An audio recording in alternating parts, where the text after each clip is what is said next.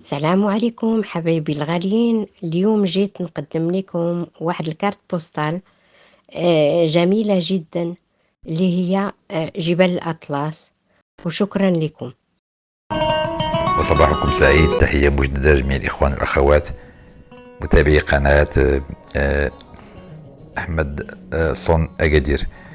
عندي واحد بطاقة تعريف عن جبال الأطلس الكبير اللي كتشاهدوها وراء الآن، جبال الأطلس الكبير، وبطاقة تعريف قراءة الأستاذة جميلة جواد بما أنها هي من عشاق الجبال.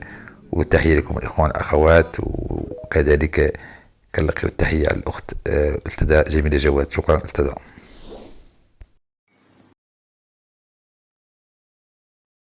Dans les contrées sauvages du nord-ouest de l'Afrique, là où le ciel semble toucher la terre, s'élève une majestueuse barrière de roches et de neige, la chaîne du Grand Atlas.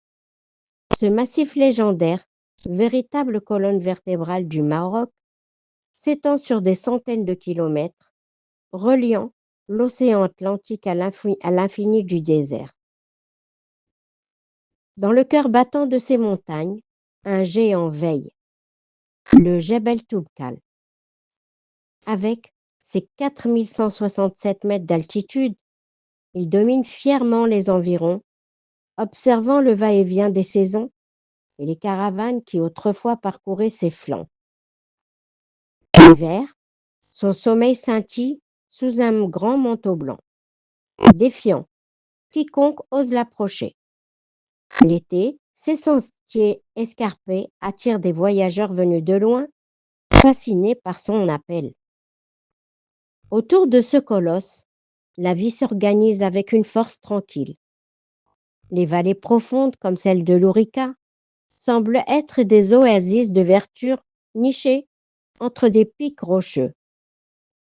Les rivières, nées des neiges fondantes, serpentent à travers les gorges spectaculaires du Dadès et du Todra, où les falaises se dressent comme des murailles naturelles.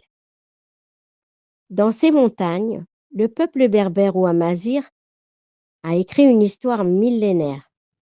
Ce sont eux les gardiens des traditions, les bâtisseurs de villages en pisé accrochés aux pentes escarpées. Leur voix, portée par le vent, raconte des récits anciens, des chants d'amour et des légendes de bravoure. Ici, chaque pierre, chaque sentier a une histoire à raconter.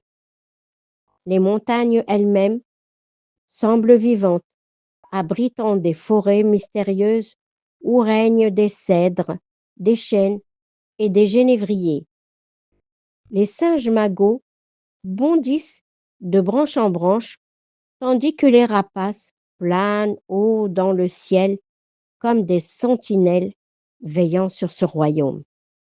Et pourtant, le Grand Atlas n'est pas seulement un sanctuaire de beauté sauvage, c'est aussi un lieu de défi et d'adaptation. Les Berbères, avec leur sagesse ancestrale, cultivent les pentes en terrasse, tirant des céréales et des fruits de cette terre rude. Quand les voyageurs affluent, attirés par la promesse de l'ascension du Toubkal ou d'une journée de ski à Oukaïmeden, ils partagent avec eux leur hospitalité chaleureuse et leurs récits empreints de magie. Le Grand Atlas n'est pas simplement une chaîne de montagnes, c'est un monde à part où la nature et l'homme coexistent, en harmonie fragile, où les sommets racontent l'éternité et où chaque sentier mène à une découverte. C'est une terre de légende, un lieu où l'on se perd pour mieux se retrouver.